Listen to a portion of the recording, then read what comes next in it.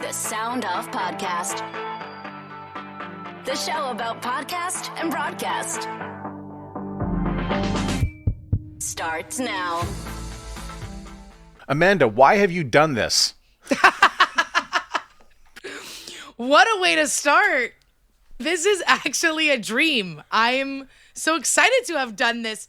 I think this is when people are building businesses, it really, I guess it could only go one of three ways. You do it forever till you stop working, you stop doing it and close down, or you get acquired. And so I am so happy that the latter was the situation for me. Jennifer, the Walrus has been around since 2003. Can you give us a quick history of the Walrus? Sure. The Walrus is probably best known for its print edition. And that's what we started out as, a traditional magazine. We're known for our long-form journalism, our ideas. We strive to be Canada's conversation, and I'll add, in all its forms. I joined as the executive director in 2020 at the beginning of COVID, and I come from a background in broadcast media, but as well as digital. I was working at Twitter, not X, Twitter at the time, as head of news and government partnerships.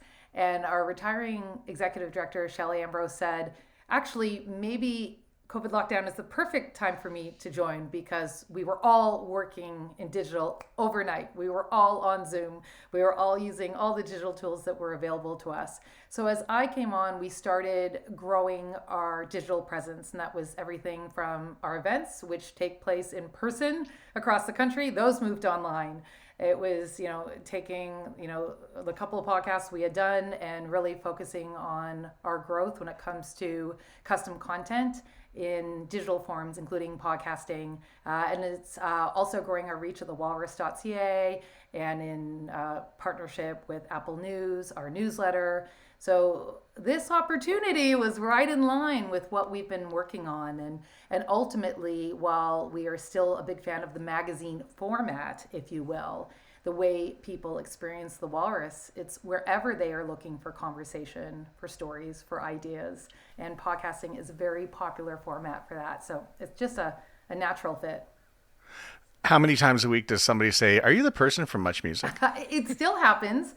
Funny enough, when I worked at Much Music, I had much funkier hair. So often people recognize my voice, which says a lot about the power of broadcast and now podcast and that intimate relationship between the audience and a host. So yeah, often people will be trying to place it and they recognize the voice because I look quite different from when I was at Much in my early 20s. Much Music was a magical place and I think really transformative for not only those of us who got to work in the environment, but before I was a VJ, I grew up watching Much Music, so I wouldn't be in media today and even doing things like this without Much Music in this country.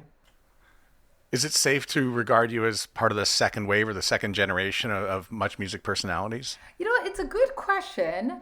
I grew up watching Erica M, so I'd say that's first wave, but I may be third wave because Sukyin, who is a favorite of mine as well, was before me and we didn't overlap. So I don't know if I'm third wave but definitely the end of an era because we don't really have VJs in the same way. And I think ultimately the popularity of Much or Much Music, as it was called before then, has been replaced by YouTube and other formats. At one point, if you think about it, Speaker's Corner was YouTube and Much Music was TikTok. It was just done in the spirit of, community television in the best possible way. And Amanda, when was the first time you got involved with the Walrus and what was the first project you worked on with them? Well, I think the first time that I was a fan of them dates back to me being a journalism student and always wanting to write for them, actually. Even though I didn't go into magazine journalism, I always found it to be an inspiration and a goal of mine to work with them. And I could have never guessed it would have been in this way, but I started formally working with them during the pandemic, shortly after I launched my business in 2020. Both the Walrus Lab and Lead Podcasting were sponsors of the Hot Docs Podcast Festival. And I think this would have been in 2021. And we were side by side as sponsors and had content up there. And that's what sparked a conversation with myself and the executive director of the Walrus Lab at the time, Mahira. And we started working with each other pretty quickly after that. And so one of the first shows we produced together was called Bandwidth, and it was a podcast about the power of connectivity. Why is this a good fit for lead podcasting? Well, first off, I have a background in journalism, as does most of my team. And so the appreciation of fact-based journalistic storytelling is in our veins, in our DNA, and it's perfectly aligned with what the Walrus is producing. So that always felt like a fit. So despite us doing branded podcasts with organizations, all of our podcasts are fact-checked, which I would say is highly commendable and not always the case with podcast production houses, not only in Canada, but in all English-speaking markets. And I also think that a lot of our broader visions and goals are the same. Connecting communities through audio storytelling was the mission that we worked by, and it's a very similar to what the Walrus is trying to do, which is spark conversations and make fact-based journalism accessible to everyone. And so there was just so much that was in simpatico, and the teams get along. So like from not only a morals, values, outputs, but then also just personality wise, everything clicked from the beginning of working with them. So I will add that, as you can imagine, I did a lot of reference calls, as part of the due diligence work that comes with an acquisition. And one thing that came up time and time again, especially speaking to the clients of lead podcasting, was they really respected that journalistic eye that Amanda, the team, bring to the work that lead podcasting does. So yeah, the fact that we were already doing similar work, it made sense that we naturally would start working together on podcasts and then explore this larger conversation. Jennifer, can you talk a little bit about trust and trust in the media as it pertains to the Walrus? When I think of the Walrus, I think of something that's largely trusted, strong writers. We mentioned fact-based, not dealing in alternative facts, which is really what the media landscape is full of these days. So talk about the trust factor at the Walrus. It's no doubt a confusing time to be reading, listening, watching, sifting through media for the average person. I'm always very aware that the average person is busy. They have 1, 2, 3 jobs or no job and are trying to get a job.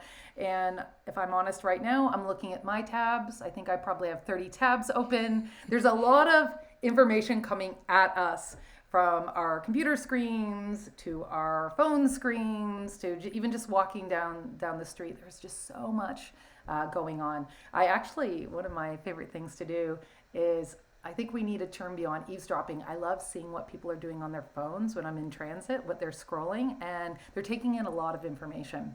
So I'll just say trust is really important, especially for the Walrus as a news organization. We're also a registered charity. So I think that combination and the work that we've been doing for over 2 decades leads to our high trust rating from other journalists. That's why a lot of people want to work with us, but also from our audience and community of support.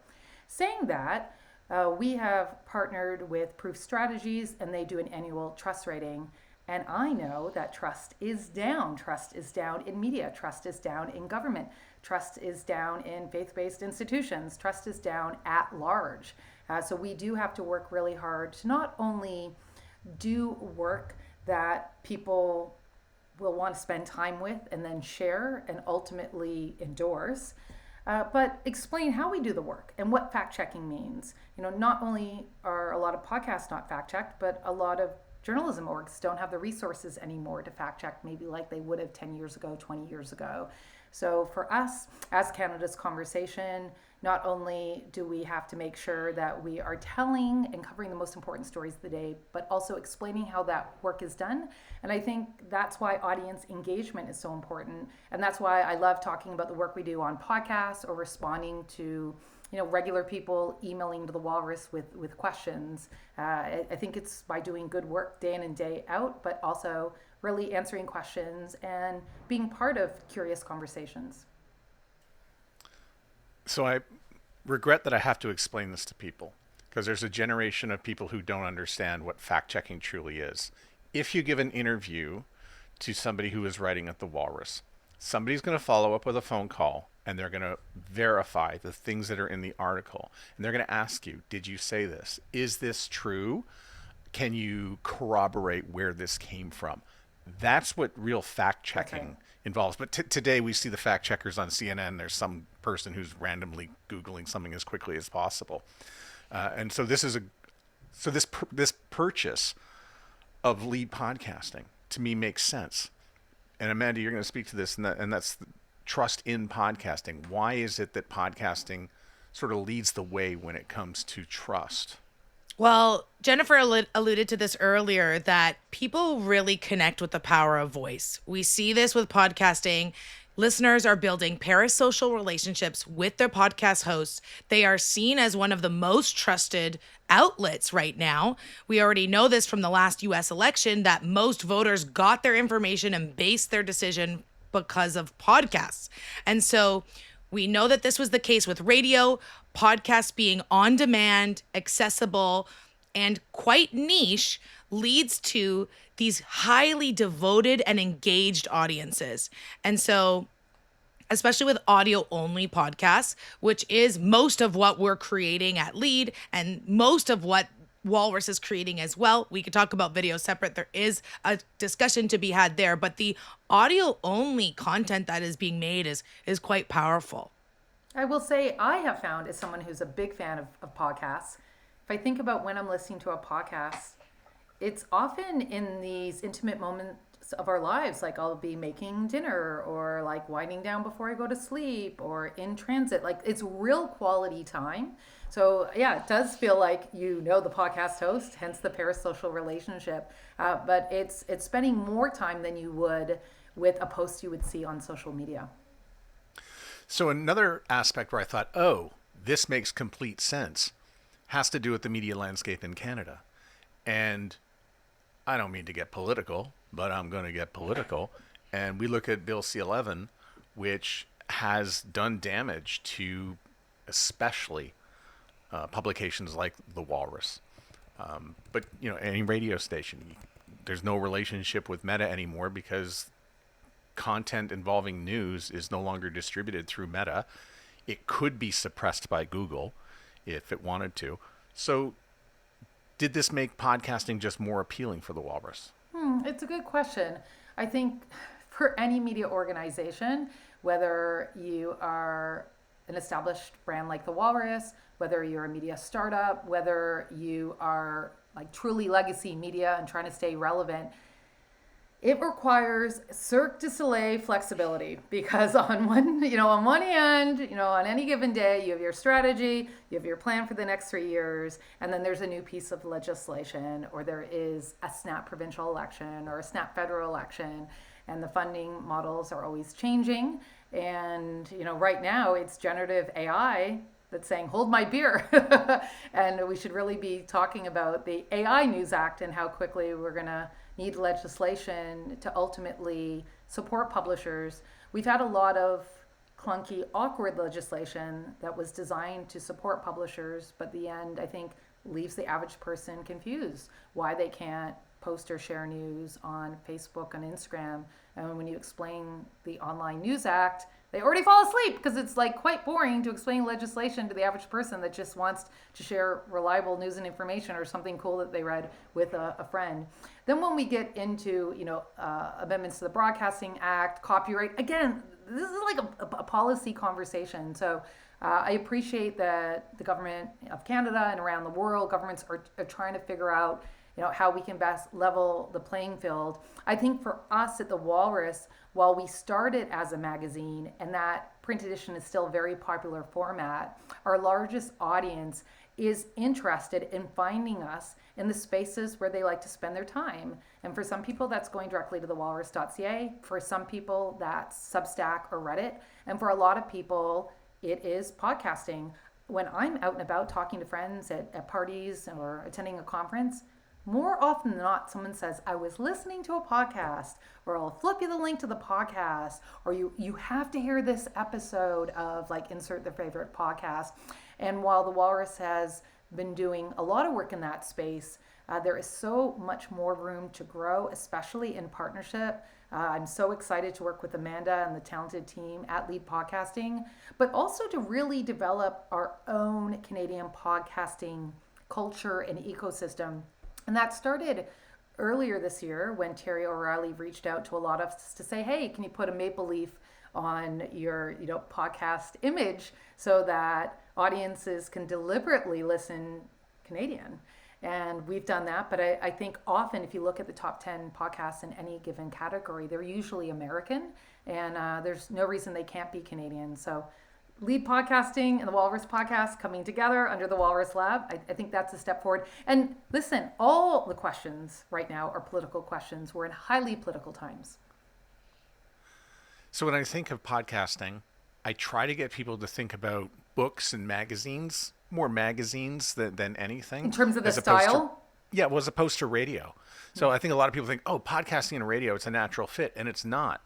But it has more of a natural fit with magazines, just in the way it's distributed, the way it's cataloged, and the way it's promoted. It's interesting. I think also in terms of a magazine, and I appreciate that your audience is of all ages, but if you were to pick up a magazine, there's a lot of long form conversation and storytelling, but there are also different features. So my guess is you're thinking of it as a podcast host and producer where you have a structure to any given podcast you're working on. And some of it's going to be in conversation. There might be narrative, but you also might have other little features. So you're building it out like a magazine format. Yeah, and Amanda's only a few years removed from radio. Would you want to add to that? Yeah, sure. I mean, when I'm doing workshops, I also caution people from comparing podcasting to radio, even from the listener perspective. Whereas on the radio, you're flipping through channels. That's expected. You're tracking time spent listening. And if you, in talk radio, are getting 8 minutes, that's a huge win. Whereas in a podcast, we are making episodes that are half an hour, 45 minutes, and we're looking at 60, 70, 80% completion rates. It's not the same thing at all. Look at that journey where someone's going to start an episode and likely finish it. Whereas anybody tuning into any given host radio slot to listen to the whole thing uninterrupted till the end, quite rare. So there's definitely, I love the comparison to a magazine and comparing it to reading a feature article. I agree. And tell me about your team. So the Lead Podcasting team is, I was saying this before we started recording, they're all superstars, and I mean it. There's no duds. And it's taken, we've had to rearrange what kind of roles and what kind of people we needed to flesh out the team. This has taken time. And to anyone who's built out a team from scratch, they will know the struggles with even just figuring out what roles to make, and especially in an industry that's evolving and there's no roadmap for this. And so there are some folks who are on the team that have been with me since day one and have, rode the wave with me. There's also newer members of the team that we've brought on in the last year and a half that have really helped us up our game in a way that's been incredible. So I just think right now we have a stellar production team. We're able to work quite efficiently with such a lean team, but that's because everybody's pretty multifaceted. And I'm excited that the entire production team is coming over to the Walrus, and they're quite excited too. So it's a good news story. I'll also add, I'm really excited to continue working with Amanda and her team because we have already worked on some podcasts together, but we'll be working more closely because Lead Podcasting will fall under the Walrus Lab. And the Walrus Lab is part of a very innovative business model. We would not be around as the Walrus in 2025 if we had that standard approach to doing business, which for magazines and a lot of legacy media was subscribers and advertising. The Walrus became a registered charity in 2005, so 2 years in, and that has allowed us to welcome donations from regular people who believe in our work, as well as philanthropists and foundations. It's why all of our content is free and accessible to all at thewalrus.ca. That led to then us thinking of other ways that we could diversify our revenue, and it is custom content work. So the work we're doing with Lead, the branded podcast, that will fall under the Walrus Lab. This is the part of the Walrus team that does everything from the Walrus Talks to the Amazon Canada First Novel Awards to podcasts, to custom content that runs on the walrus.ca in the print edition. And the profits from that work, that's what funds our independent journalism. So like that's the larger part of the story here, is it's a larger media innovation and sustainability play. So I'm just really excited to work with the team. And Amanda's team, of course, there are podcast producers, but also her team works on social media and marketing and business development. And that's the part of podcasting that I think the average listener doesn't realize, which is it's one thing just to make a podcast, but the other thing is to make a podcast where you can pay everyone who's involved and then get it out so it's discoverable. Yeah, so Amanda and I have had these conversations over the years, and like, how many people can you have on staff in order to make it profitable, sustainable, durable? And I think we landed somewhere between, it could be 3, it could be 4, it might even get to 5. But the trouble with many podcasts is that they've got 7, 8, 9, and a company like Spotify looks at it and says, yeah, we don't need heavyweight anymore. We don't need this podcast. We're gonna move it along. Yeah, and I think the model that we've taken at Lead Podcasting is our teams are of max 3 people per show, but knowing that those people are working on other shows as well, and a project manager who's keeping everyone to deadline and the first point of contact for the client and creating the work back schedule. And so this model has been great. This took a lot of trial and error. It started with me just doing everything end to end myself, and then slowly, giving out pieces where it made sense. But in the end of the day, having people be able to jump in, and all our project managers are able to jump in at any step and do that work too. So I think that versatility has been really important, and something that we're seeing a lot in the Canadian market, but I will say not as much in the US market. US market, much more linear with their role, and like everyone's doing a very specific small piece, whereas I feel our teams are so collaborative. Everybody's getting their hands dirty,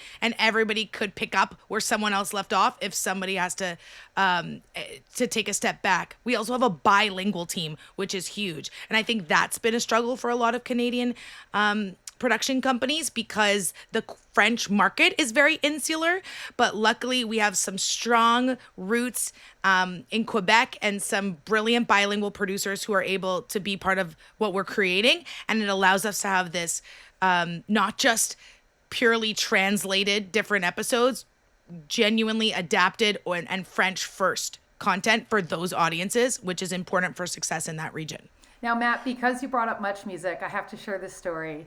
Okay. Nardwar, the human serviette, was recently in Toronto, and Nardwar I met while I was a Much Music VJ, and he was a contributor to Much On Demand. He has become probably one of the biggest Canadian content creators, but he's much bigger than Canada. People know him for his interviews with Tyler the Creator, Snoop Dogg, and other music artists, and YouTube and TikTok are very popular formats for him. All to say, I was helping him do a Q&A at his Video Vault in Toronto. And one of the things that he shares on stage is that he comes out of campus radio. I too come out of campus radio. And he was saying that when he was welcoming people and onboarding them at CITR, which is where he came, I think he still has a campus radio show there, that he would try to deprogram them from everything they learned at broadcast school. He'd say, you don't need a voice like this, use your regular voice. And Nardwar is known for his high-pitched expressive voice. And he would also say, guess what? You're doing all the jobs. You're doing the writing, you're doing the recording, you're taking the calls. So I think in many ways, not only is podcasting magazine, but there's that spirit of campus radio where you want the small teams, because it's just not sustainable to have a bunch of people, and that's a recipe for disaster and ultimately laying people off. But you want to be really focused and play to your team's talents. And I think like the modern day job for someone coming out of journalism school, and Amanda and I were just at TMU, the Journalism Awards, because Lead Podcasting was recognizing young podcasters.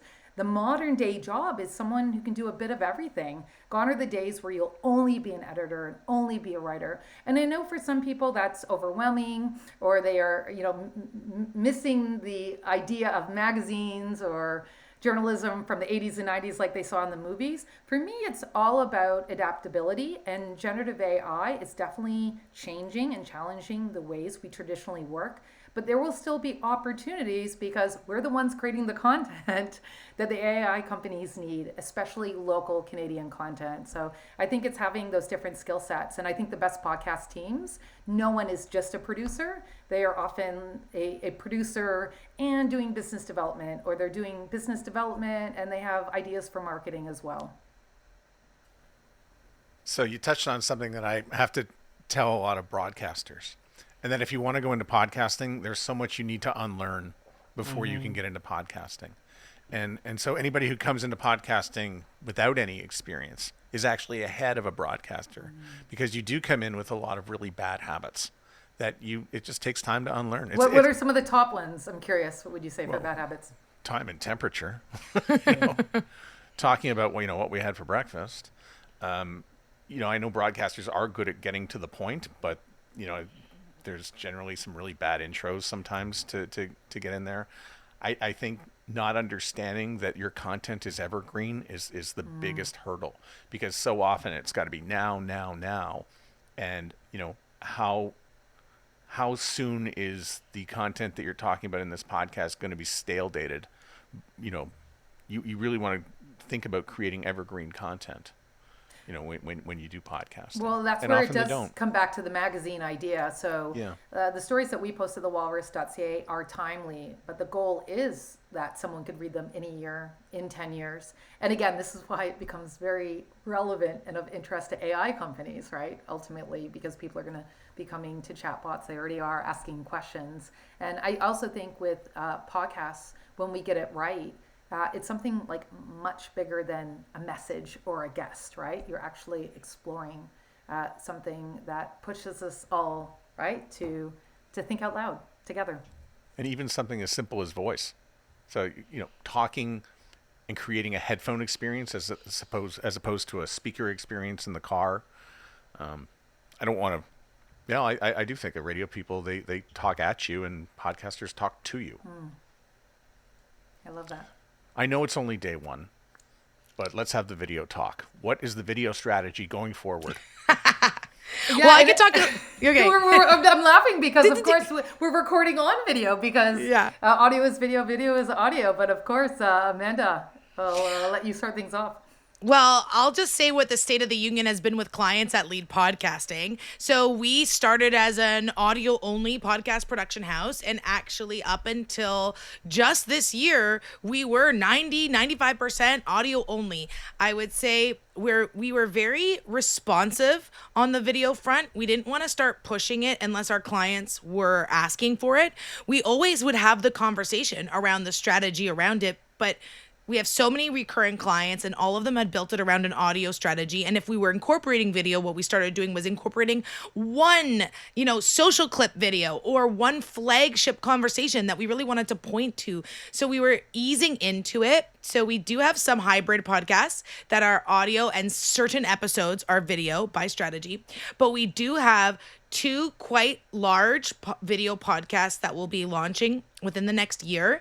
And one of them will be, and I'll give a little hint of behind the scenes. It's the Toronto Metropolitan University podcast, which is called The Forefront. It's in its 6th season, and we are now flipping to video, which is an exciting change. And we're keen to see what that's like. And they're open to it too, to say, let's compare the results to our audio only and also look at the extra time, energy, and producers that are needed to do a video version, and then decide, is that going to be our strategy moving forward, or are we going to go back? So there's a lot of toe dipping right now, which I think is smart. But reality is, when we're doing narrative podcasts, which is a lot of what the highly journalistic podcasts that we're doing, those just don't translate to video.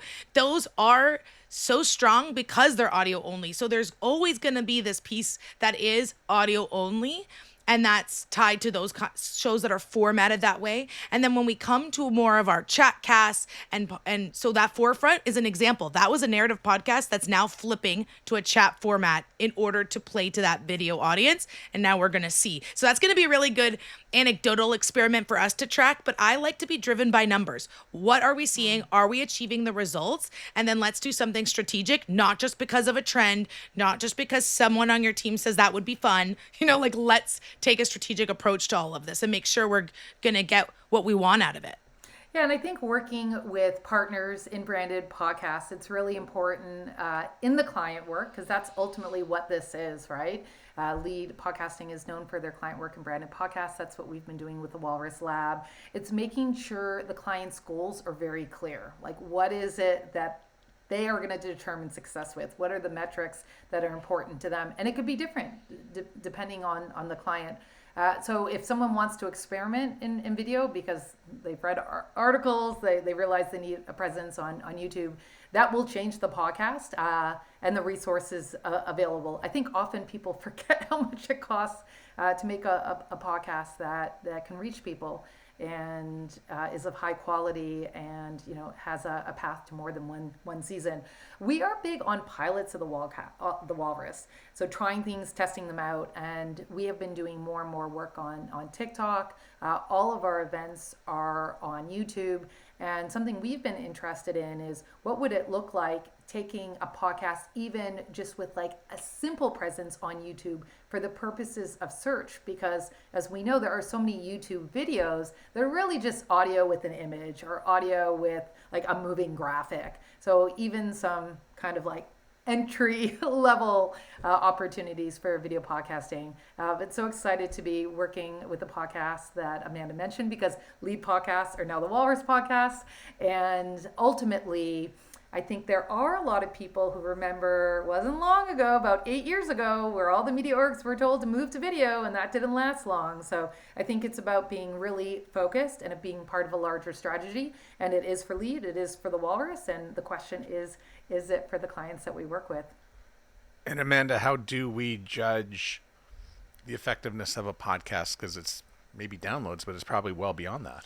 Well, I mean, there's lots of buzz around this, especially with Dan Meisner and Bumper Team, which the Walrus has also worked with in collaboration with Lead Podcasting. And so I can't reiterate what he says more, which is that, of course, it's not just downloads. What we try to do when we begin working with a client is setting success metrics and saying, sure, we're going to have downloads, but what else are we tracking? And what we start with is, after somebody listens, what would you like them to do? We talk about the UX design. What about the LX, the listener experience, right? So they listen, now what? And if the call to action at the end of that episode is to go sign up for your newsletter, then we're actually tracking newsletter signups. And that's going to be one of our success metrics. And even better, if we could have a unique URL where people are signing up for the newsletter, so we could track how many actually came from the podcast to then go sign up for the newsletter. Building a really thoughtful landing page for your podcast, a URL that is not just replaying all the episodes. If you're pointing to a website, don't just serve up what people just engaged with. Give them something new, more. What do you want at the front banner of that page? So building those sorts of things out and tracking, where did they click? What did they do next? This is a really important part of our success metric. So we build that in from the beginning. And I think sometimes clients need that prompt to think about, what are we actually trying to accomplish here? And as Jennifer was saying, then we're going to come alongside them and build something that makes sense to accomplish that goal. And sometimes you'll have to think creatively, even of how are you putting together the entire show to lead up to this one moment, which is the call to action, to really hope that people will take that step and do it. And so one other little quick tip for listeners who are thinking about this for themselves that I'll share is that at the end of podcasts, oh my gosh, we're always saying, please share with a friend, like and subscribe. It's the same verbiage. And so what we try to do at the Walrus now is be real about it. Don't just say the same lingo over and over again. Join the conversation. I am so over that. Let's try to make it, how would you tell your friend to listen to this? And let's get our host to say that at the end, exactly the way you would say it in a real conversation. And people don't tune it out, and they actually are more likely to take that step. This is why Amanda is not only like an incredible founder and leader, but also a professor, because not only that you know this, but that you're teaching it to all of us. I'll add, one of the things I often say to friends of mine who, know I've spent my career working in media and all its evolving formats, and that I'm an executive director of the Walrus. They'll say like, my org, we're thinking of creating a podcast, and someone on the team's cousin can do it for us. What do you think? And I'll say, well, first of all, why are you doing a podcast? Right? Why are you doing it?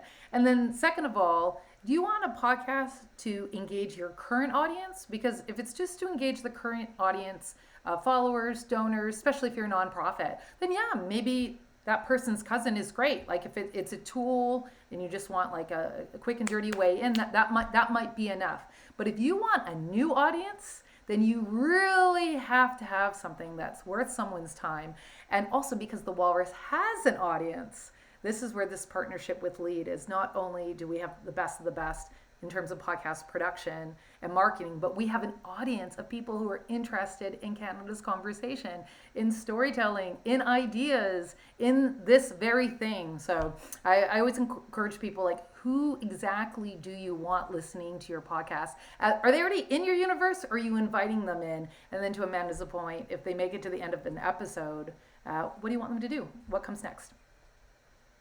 Yeah, that's a great point, by the way. We did mention Dan Meisner, and Dan Meisner does have campus radio experience, CKDU, Dalhousie. Oh, nice. And me, CKLN, at Toronto Metropolitan University, my first radio show. And for me, Cirrus G, which was Concordia University's radio station back in the day. I started as a DJ, and then I became program director, then station manager. I couldn't get enough. I was at the now defunct CKIC at Acadia University. Oh, nice. Yeah. Is there room, by the way, no pressure, I'm not here to jam you with things to do, but when you look at the podcast landscape in Canada, do you think, or is it possible that there's room for one more daily news show? I have my thoughts, but you can go I have my first. thoughts too. Okay, so I'll start by saying we have lost so many jobs in journalism. We've seen the thinning out of news media, ongoing layoffs, bankruptcies. If you take a look at any newsroom, it is a fraction of the size that it used to be. So I welcome any entry into reliable journalism in a variety of formats. So that's where I say yes, just because I think that we need to engage Canadians with Canadian storytelling that they can trust.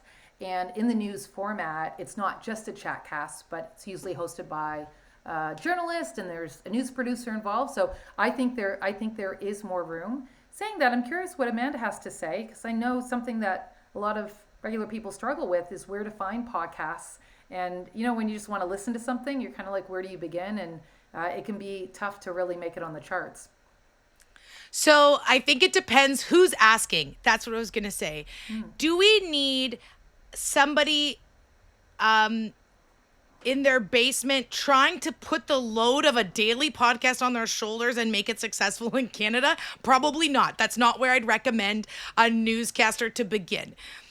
I think local is being lost in journalism. So if we were going to have some sort of news podcast with local angle that is not coming from a media conglomerate, I think there is definitely space for that. I also think because we do have a lot of Canadian news podcasts, but there aren't a lot that are dedicated provincially, even like provincial news podcasts. And does it have to be daily? No. If I was recommending for someone to just get started, you could start with something like a weekly. There's a really popular one out in Alberta called the Sprawlcast, and the guy behind it is self-funded and making it work. Like, that appetite is there, but that is not widespread across Canada. So I would say there could be potentially a room for daily, definitely room for local on somewhat of a regular basis, and I would recommend to start at a pace you could stick with consistently, and then slowly work up to potentially a daily. Now, if you're asking me, could a radio station do a daily? 100% yes, but that needs a reconfiguring of resources, and I don't know if anyone in any radio stations in Canada are actually willing to do it. Jennifer, what are you looking forward to with podcasting at the Walrus? I would say having the expertise that Amanda Cupido and her team bring. I think we do a lot at the Walrus and in a bunch of different formats, and that has been part of our strategic plan and how we've been growing. But just to bring this team in-house and to work with them, I've had the advantage of working closely with Amanda and her team over the last few months, getting this deal together. But I know there are a lot of other people who are excited to meet Amanda and her team of producers, and to not only continue the work that Lead's been doing, but also to see what new conversations and podcasts we can build together, and then take a look at what comes next. And I think that's what excites me about the podcasting medium, is it's always evolving. And not only am I a fan, but I'm someone who gets to work in this business now in a bigger way. Same question to Amanda. I mean, this is a dream come true for me, honestly. I couldn't think of a better home for Lead Podcasting. And I'm so excited, if it wasn't clear, to be staying on. And so I am going to be working as the executive advisor of podcasts.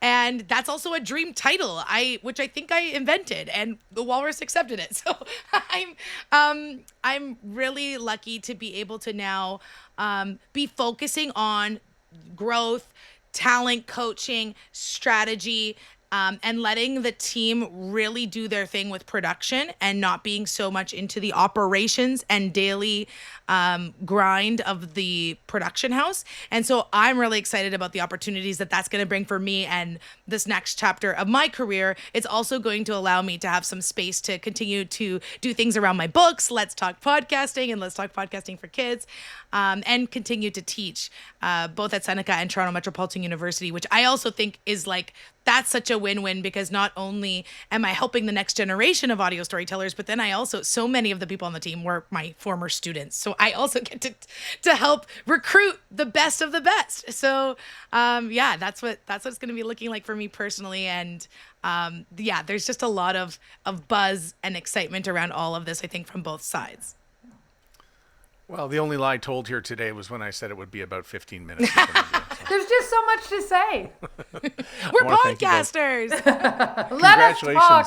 We beg. Congratulations to you both on this, and we look forward to everything coming out of the Walrus podcast-wise and more. Thank you, Matt. Thanks.